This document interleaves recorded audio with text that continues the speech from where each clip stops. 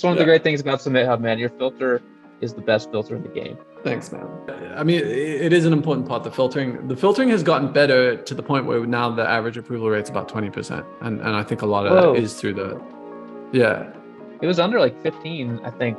Yeah, it was around 11, sometimes 10, 12. Now it's hovering around 20%.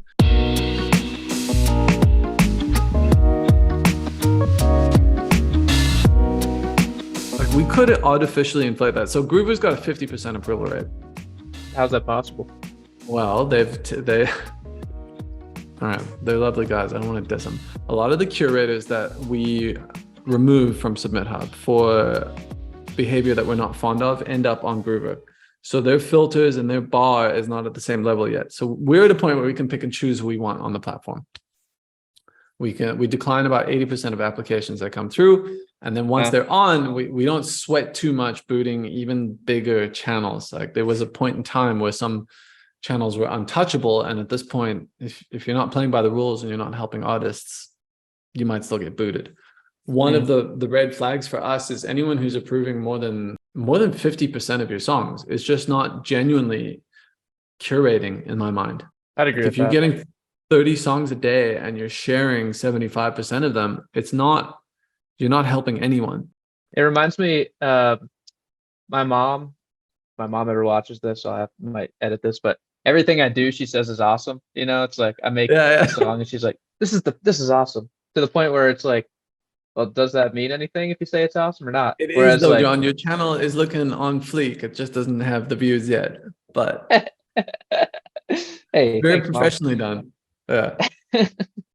But to your point, like if you're approving more than 50% of your songs, like it doesn't mean anything. The value of that is totally gone. So we've booted most of those people, and yet we've still kept around that 20%, which helps. So it's cool. Yeah, I think a lot of that is the targeting.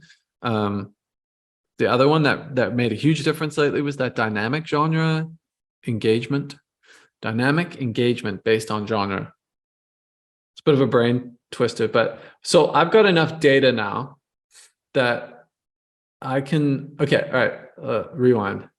There's an engagement score on SubmitHub. It used to be called the influence score. I changed the name to engagement just because it makes more sense.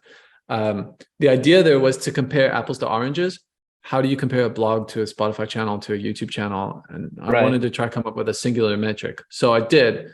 The problem was that when you look at Spotify channels in particular, many of them have different playlists they share to, and they split that up by genre. So you often would have a playlist who had a massive tech house playlist that would get 10,000 listeners, but they were also working on a small little deep house or minimal techno or whatever.